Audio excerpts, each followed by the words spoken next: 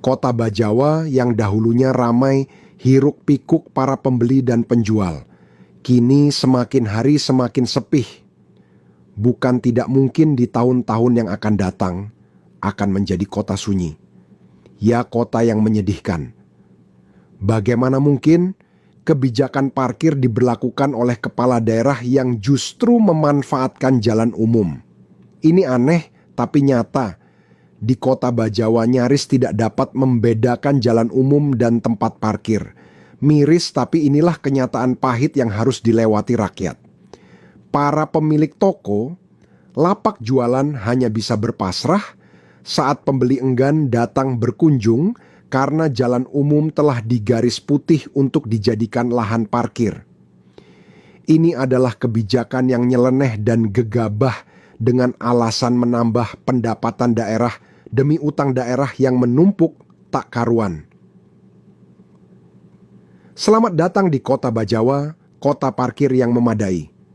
Kebijakan yang somborono dari Pemda Ngada lainnya adalah menerapkan pungutan retribusi sampah berdasarkan beban daya listrik rumah tangga.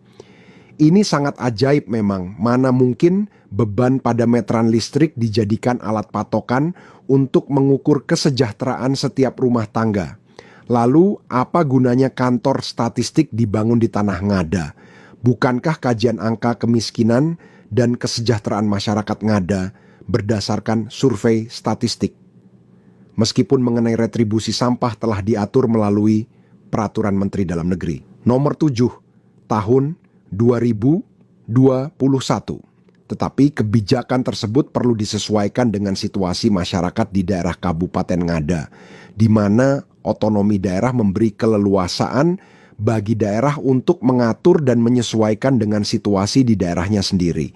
Karena itu Ngada butuh pemimpin yang punya terobosan dan inovasi berdasarkan kemampuan dan kondisi ekonomi masyarakat. Selamat datang di Kabupaten Ajaib, di mana kebijakan justru membingungkan rakyat serta menekan masyarakat. Pupuk tidak pernah muncul di kami di Rebo ini, yang sebagian besar adalah tanaman perkebunan.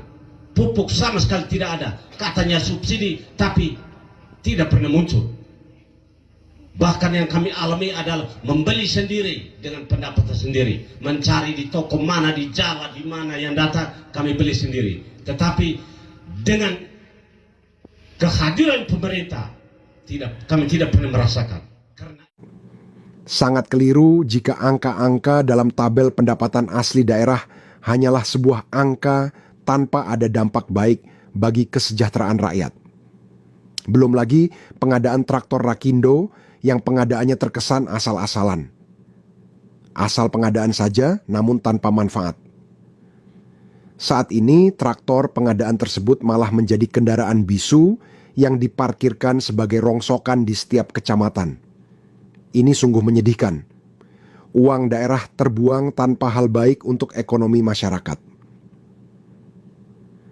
Selamat datang di Kabupaten Mimpi Buruk, yang bermimpi indah sambil mengira semua adalah kenyataan.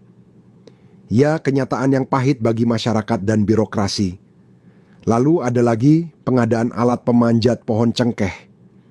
Masyarakat dikecohkan dengan kata alat. Rupanya itu hanyalah persambungan pipa bundar yang dirancang tanpa kajian keselamatan petani cengkeh atau pemetik cengkeh.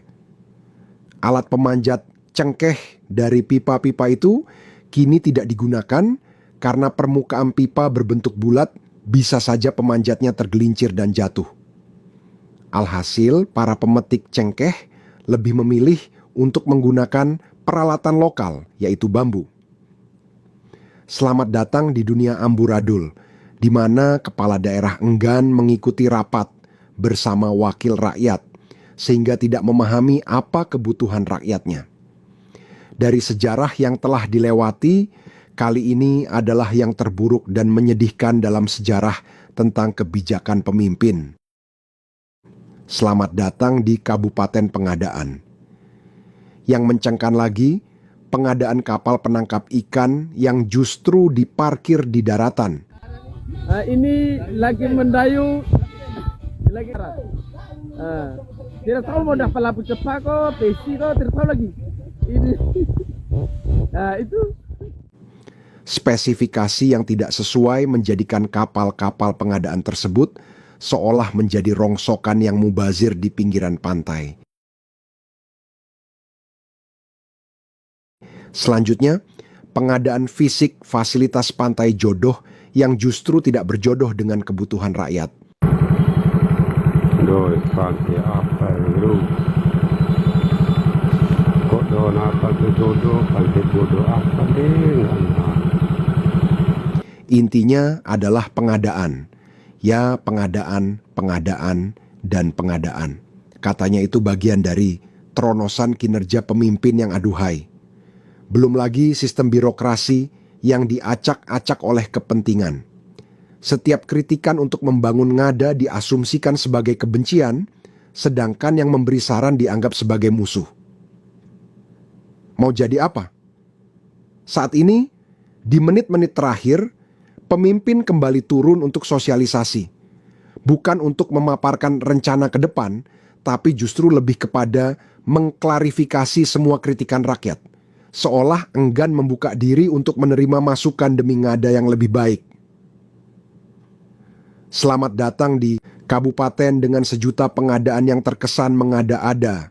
Selamat datang di kabupaten penuh utang piutang yang berutang sambil menyerahkan beban berat pada rakyat.